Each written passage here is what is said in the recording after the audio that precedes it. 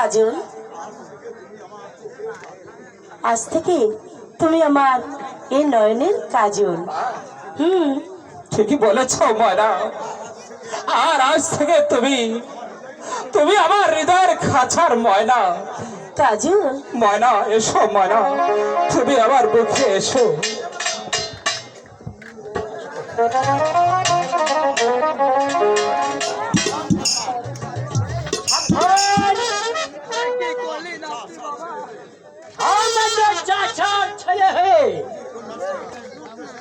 ওই অজির কন্যার সাথে প্রেম করতে এসেছি।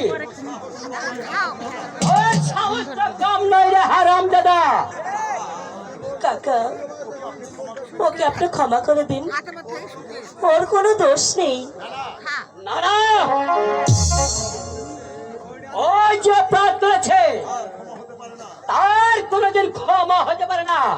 কাকা, আমি এক্ষুনি ওদেরকে চাবুক মেরে ওর পিঠের চাম তুলে দিব। না, বল বল ভিখারির বাচ্চা।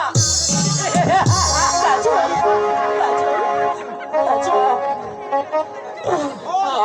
বল,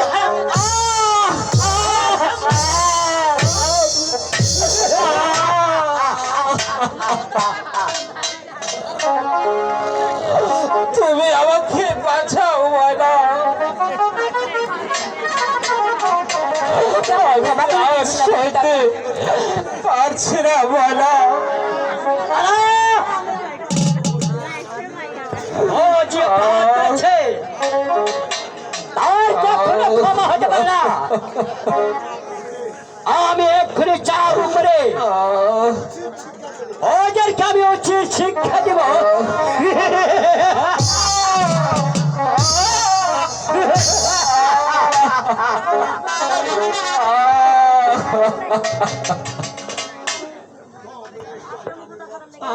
ওরে শয়তানের বাচ্চা।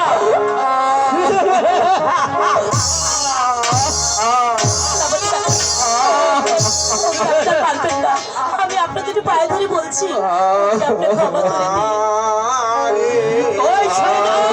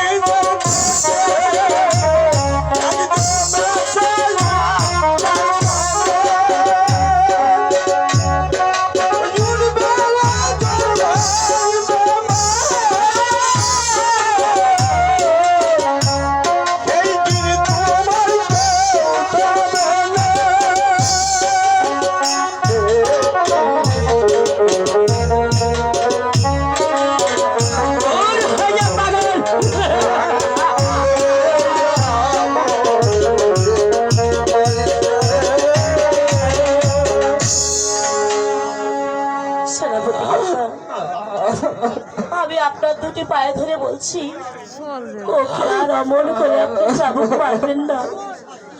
যদি শাস্তি দিতে হয় আপনি আমাকে দিন। তুই সরে যা ময়না,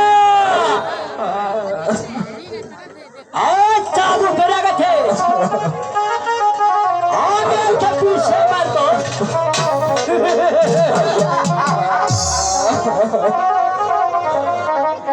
হাতে ধরি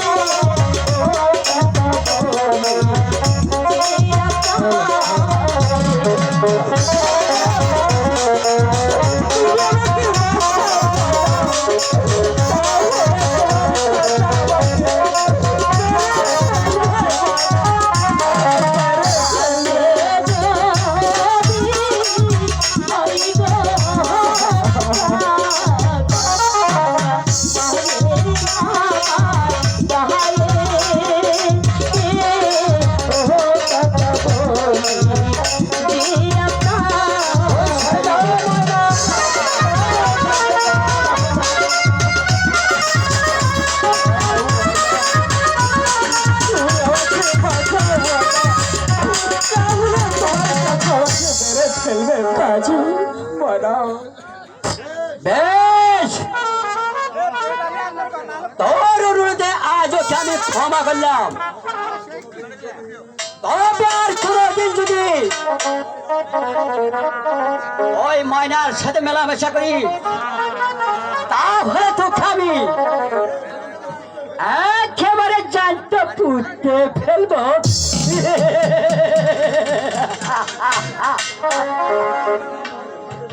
কথাটা যেন মনে থাকে যেন।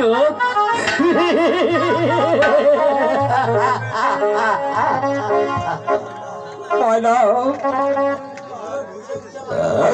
আমি যে আর শুনতে পারছি না ময়না। কাজু তুমি আমার প্রতি অভিমান করো না। নয় ময়না, আমার কোনো দোষ নেই কাজু। না না ময়না না, আমার অভিনয় নয় ময়না। তুমি হলে ওই উজির কন্যা, আর আমি হলাম সামান্য চাষার ছেলে। তোমার সঙ্গে আমার ভালোবাসা কোনদিন হতে পারে না ময়না, কোনদিন হতে পারে না। তুমি চলে যাও ময়না। না না বন্ধু, চলে যাও। অমন কথা বলো না কাজল। আমি যে তোমাকে মন প্রাণ দিই, আমি যে ভালোবেসেছি কাজল। তোমার জন্য যদি আমাকে জীবনও দিতে হয়, আমি হাসতে হাসতে আমার এই জীবন আমি বিসর্জন দিয়ে দেব। তবু তোমাকে হারিয়ে আমি বাঁচতে চাই না কাজল, আমি বাঁচতে চাই না। ময়না, তাহলে যে আমাকে তোমাকে আমার মতো শাস্তি পেতে হবে ময়না। কাজল যাও যাও ময়না, তুমি তুমি ঘরে ফিরে যাও ময়না, না না তুমি কাজু, ঘরে ফিরে যাও। তুমি জেনে রেখো কাজু, তোমার মনে হাসতে হাসতে মৃত্যুকে বরণ করে নেবে, তবু তোমার ভালোবাসা কোনোদিন ভুলে থাকতে পারবে না কাজল, কোনোদিন না, কোনোদিন না। ওগো খোদা, তুমি বলে দাও খোদা, এই ভিখারি কি মানুষ নাই খোদা? তাদের ফেলে কি প্রেম প্রীতি ভালোবাসা থাকতে নেই খোদা? বলে দাও খোদা, বলে দাও। গরিবের ঘরে ভালোবাসা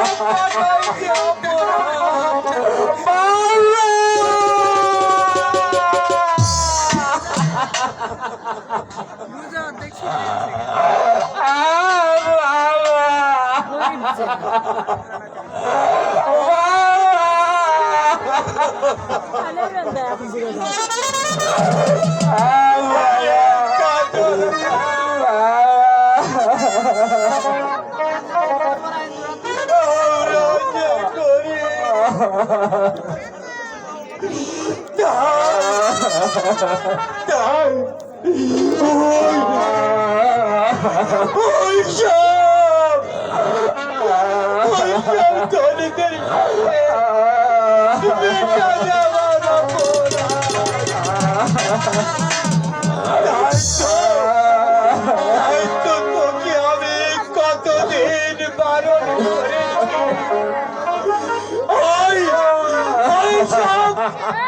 বড় লোকদের সাথে মিশতে চাই না, কিন্তু কিন্তু আমার কথা কিছুতে শুনলে না। আজ আজ যদি আমার কথা শুনতে, তাহলে তাহলে এত আঘাত আর তোকে সইতে হতো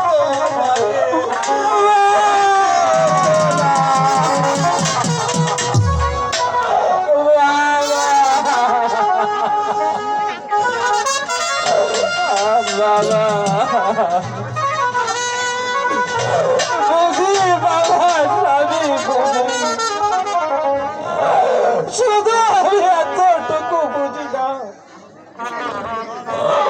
ওই খোদা তাআলার সৃষ্টি মানুষ ধুই হয়ে যায়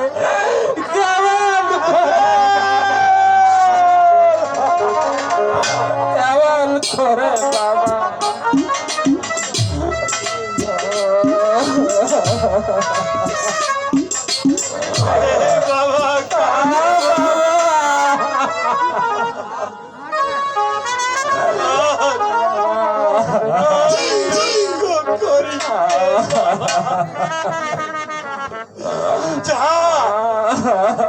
তুই ঘরে ফিরে যা, আর কোনদিন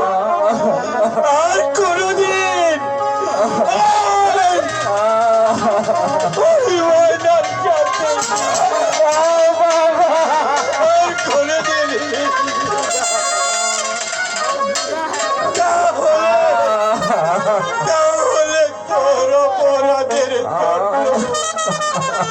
আমাকেও যে অপমানি হতে হবে বাবা।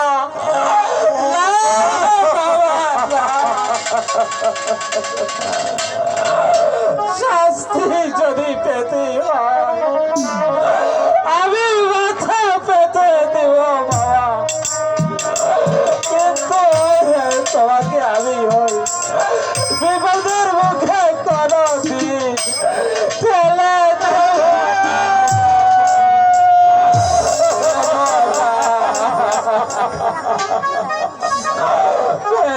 দেব না বাবা।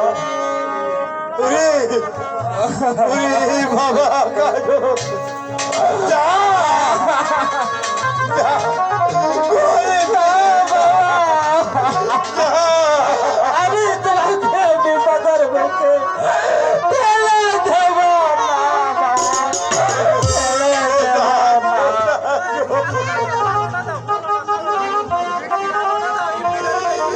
এখনো না ছেলেটি কিছু বুঝতে শিখেনি। আর যদি সব কিছু বুঝতো তাহলে আর এত অত্যাচারের চাবুকের আঘাত সইতে হতো না। সেই জন্যই তো তোকে তাড়াতে এসেছি বাদব। আর যদি তোর ছেলেকে শাসন করতে না পারিস তাহলে বাপ বেটা দুজনকে একসাথে কবর দেব। আর বলতে হবে না ওজির সাহেব, আর বলতে হবে না। আমি আজই সে পথ বন্ধ করে দেব। হ্যাঁ, তাই করতে হবে, কারণ তোর ছেলে রাজপর্দার আকাশ ছেড়ে চলে যায়। আর যদি তোর ছেলেকে কোনদিন এই অন্যায় পথে আমি দেখেছি তাহলে তাকে আমি রেহাই দেব না বাদব। না না না না ওজির সাহেব, কথাটা তাহলে মনে রাখিস কদম আলী। তোর ছেলে তোকে মৃত্যু ডেকে এনেছে। যদি জানের মা থাকে তো তাহলে তোর নম্বর ছেলেটাকে আজই তুই বাড়ি থেকে তাড়িয়ে দিবি। আর যদি তা না করিস তাহলে এর শাস্তি তোকে ভোগ করতে হবে। কথাটা তাহলে মনে রাখিস। না আমি এখন আসি। না।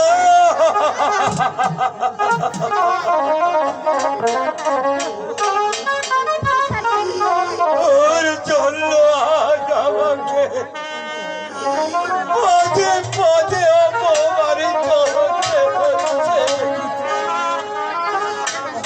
আজ আমি ওর মামার বাড়ি পাঠিয়ে দেব। তা না হলে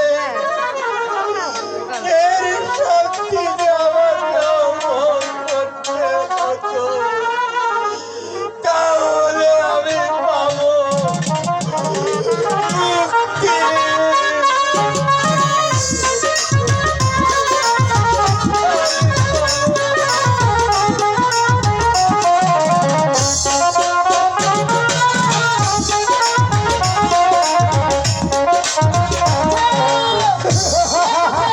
আমাকে বাঁচাও, আমাকে বাঁচাও, আমাকে বাঁচাও। আসবে না তোমাকে রক্ষা করতে সুন্দরী। এসো, না, তুমি আমার কাছে এসে না, সুন্দরী। না, না, বাঁচাও। কে আছো? বাঁচাও, বাঁচাও। আমি ফিরে যাব।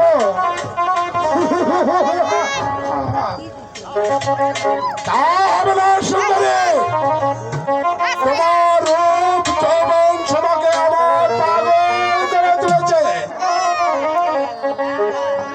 তাই তোমাকে আর ছাড়বো না। কোথায় লাগে ডাকাত? তুমি আমার সর্বনাশ করো না, আমাকে আমাকে বাসাতে ফিরে যেতে দাও। আশা দিয়ে যাবে হ্যাঁ, তা হয় না সুন্দরী। তোমার এই রূপ যৌবন সভা আমি পান করবো। না, না,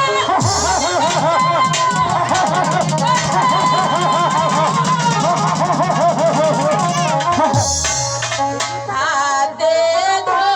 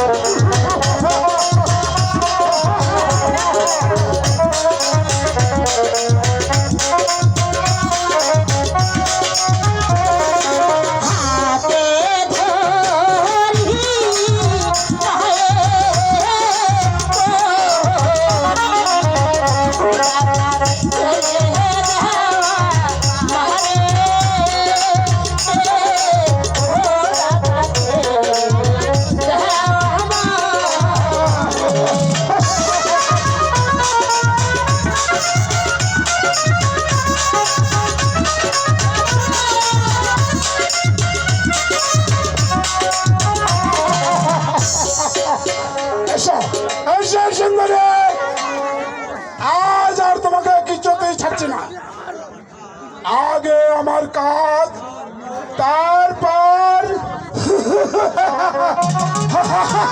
কে আছো? আমাকে বাঁচাও! আমাকে বাঁচাও! কে আছো? আমাকে বাঁচাও! আমার মায়ের কান্নায় আমাকে ঘোরাতে পারবে না সুন্দরী। আমি যা চেয়েছি তা আমি আদায় করে নিব। এসো এসো সুন্দরী, এসো বলছে। আমায় শুতে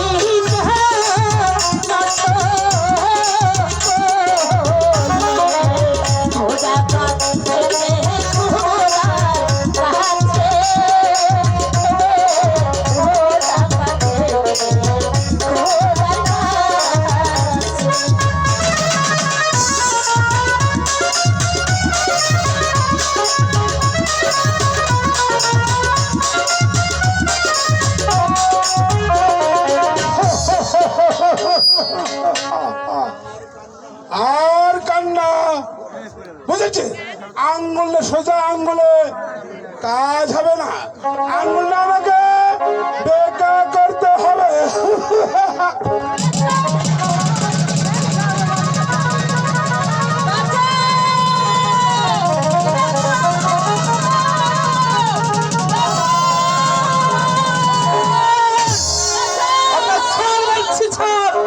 তোকে আমি হত্যা করবো। আমি তোর জাম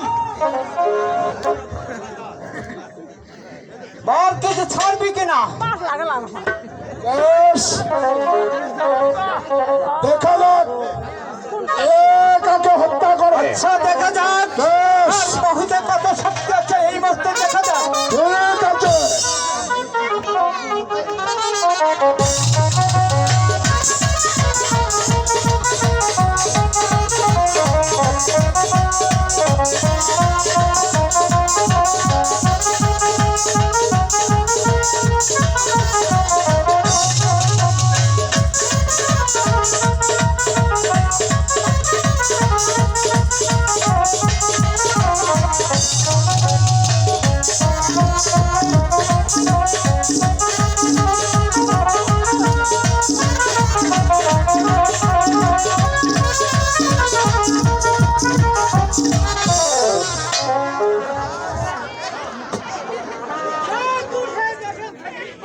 বেশ, তুই আমাকে বাঁচতে দিলি না।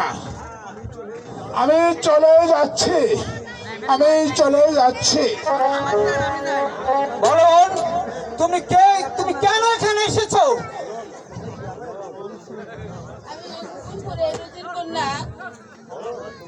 মামার বাড়ি থেকে বাসাতে ফেরার পথে এই দস্যু আমার হঠাৎ করে আহত করেছে। তোমার সঙ্গে কে ছিল? অনেক সৈন্য ছিল। তারা তোমাকে রক্ষা করতে পারেনি কেন? না, তারা ওদের অস্ত্রের আঘাতে সবাই পালিয়ে গিয়েছে। ও বুঝতে পেরেছি, ওরা আর শক্তি নিশ্চয় দুর্বল, তাই ওরা জানের মায়ে পালিয়ে গেছে। এবার চলো বোন, তোমাকে তোমার প্রাসাদ আমি পৌঁছে দিয়েছি। তার দেখি শত্রু খেয়া করে আছে।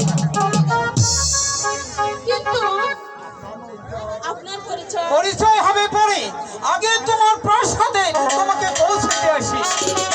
ঠিক আছে ভাই, চলো।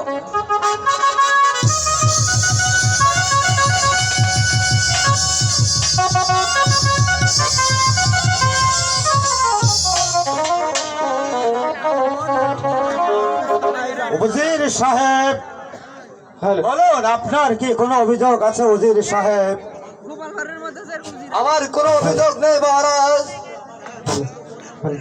তবে আমার একমাত্র কন্যা পরিভানু এখনো কেন ফিরে আসছে না? এই জন্য আমি একটু চিন্তাযুক্ত। আমার সৈন্যরা কি তাহলে ফিরে এসেছে উজির সাহেব? না মহারাজ, ওরা এখনো ফিরে আসেনি। ওরা হয়তো পরিবারকে সঙ্গে নিয়ে আসবে। আপনি এই ব্যাপারে কোনো চিন্তা করবেন না উজির সাহেব, এর সব ব্যবস্থাই আমি করব। সর্বনাশ হয়ে গেছে মহারাজ, সর্বনাশ হয়ে গেছে। কি হয়েছে সৈন্য?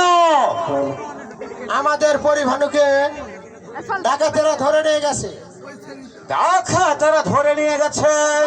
হ্যাঁ মহারাজ, ধরে নিয়ে গেছে। প্রাসাদে ফেরার পথে হঠাৎ একদল দস্যুর দল আমাদের পুরে আক্রমণ করে আমাদের কাছ থেকে পরিভানুকে ছিনিয়ে নিয়ে গেছে হুজুর। আর তোমরা তখন কি করছিলে? পরিভানুকে ডাকাতের দলেরা ধরে নিয়ে গেল, আর তোমরা জানের ভয়ে একমাত্র পরিভানুদের দস্যুদের হাতে তুলে দিয়ে জানের ভয়ে পালিয়ে এসেছো, তাই না? দূর হয়ে যাও আমার চোখের সামনে থেকে। ওই ডাকাতেদের অস্ত্রর দিকে আমাদের সৈন্যরা টিকতে না পেরে পালিয়ে গেছে হুজুর। আমার জীবন আমি কোন রকম নিয়ে পালিয়ে এসেছি হুজুর। মহাপুরুষের দল, তোমরা দস্যুদের ভয়ে তোমরা একমাত্র কন্যা পরিভানুকে দস্যুদের হাতে তুলে দিয়ে জানের ভয়ে তোমরা পালিয়ে এসেছো। আমি তোমাকে সেনাপতি পদ থেকে বহিষ্কার করবো। দূর হয়ে যাও আমার চোখের সামনে। তাই যাচ্ছি হুজুর, তাই যাচ্ছি। উজির সাহেব,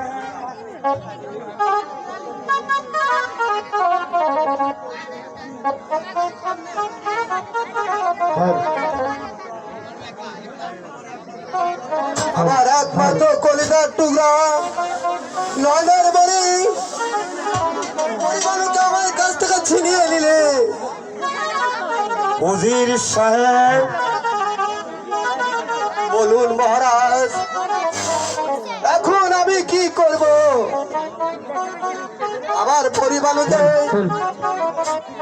আমি কেমন করে ফিরিয়ে পাবো? আমি আপনাকে কথা দিচ্ছি উজির সাহেব, আপনার একমাত্র কন্যা পরিভানুকে নিয়ে আপনি কোনো চিন্তা করবেন না। আপনার পরিভানুকে যে দস্যুদের দলেরা ধরিয়ে নিয়ে গেছে, আমি তাদেরকে ধরে নিয়ে এসে আপনার চোখের সামনে আমি তাকে নির্মম হত্যা। এটা হবে না মহারাজ, আমি সেই শয়তানকে হত্যা করে পরিবারকে আমি উদ্ধার করে নিয়ে এসেছি। কোথায় কোথায় মা আমার পরিভানু?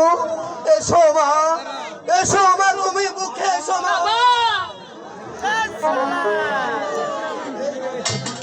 এই নজর না থাকলে আমাকে আর কোনোদিন তুই ফিরে পেতে না বাবা। তাই তো ভাবছিলাম মা, আজ আমি তাদেরকে কি দিয়ে খুশি করব মা? বলো বলো যুবক, তোমাদের কি পরিচয়? আর আজকে তোমরা আমার কাছে কি বাঁচাও? তোমরা যা চাইবে আজ তোমাদেরকে আমি তাই দিয়ে খুশি করব। বলো বলো যুবক, আমার কাছে তোমাদের আজ কি বাঁচাইবার আছে? মহারাজ, বলো। আমরা দুটি ভাই আজ আশ্রয়হীনা, তাই আপনার প্রাসাদে একটু ঠাঁই দিলে আমরা খুব খুশি হতাম মহারাজ। বেশ, তাই হবে যুবক। খালি শুধু তোমরা আমার রাজপ্রাসাদে আশ্রয় নিয়ে থাকবে না, তোমরা আজ থেকে হবে এই রাজ্যের প্রধান সেনাপতি। আমি কি পারবো সেই আপনার দেওয়া দায়িত্ব আমি পালন করতে? হ্যাঁ হ্যাঁ হ্যাঁ পারবে যুবক। আমি তোমার ওই পরিবারকে উদ্ধার করার তোমার যে বৃহত্তর পরিচয় আমি পেয়েছি, তুমি শুধু পারবে আমার এই রাজ্যের প্রধান সেনাপতির দায়িত্ব তুমি পালন করতে।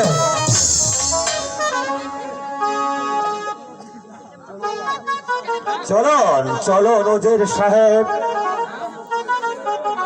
আর আর বিলম্ব করলে চলবে না। ওদের এখন বিশ্রামের প্রয়োজন। তাই চলুন মহারাজ, তাই চলে আসুন উজির সাহেব, তাই চলে আসুন। এসো।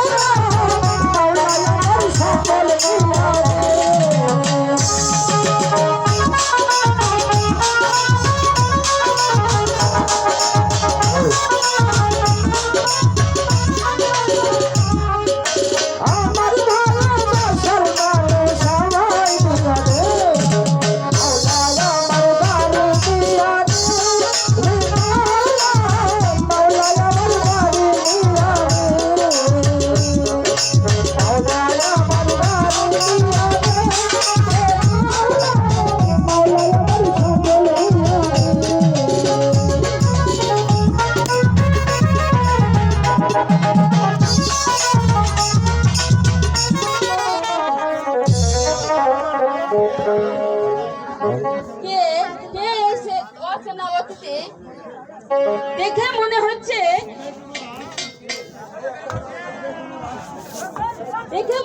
সেটা সে খেয়েই আসলো তো। সেই যুবক সেই সুন্দর তার রূপে গুণে আমাকে একেবারে ভাবন করে দিয়েছে।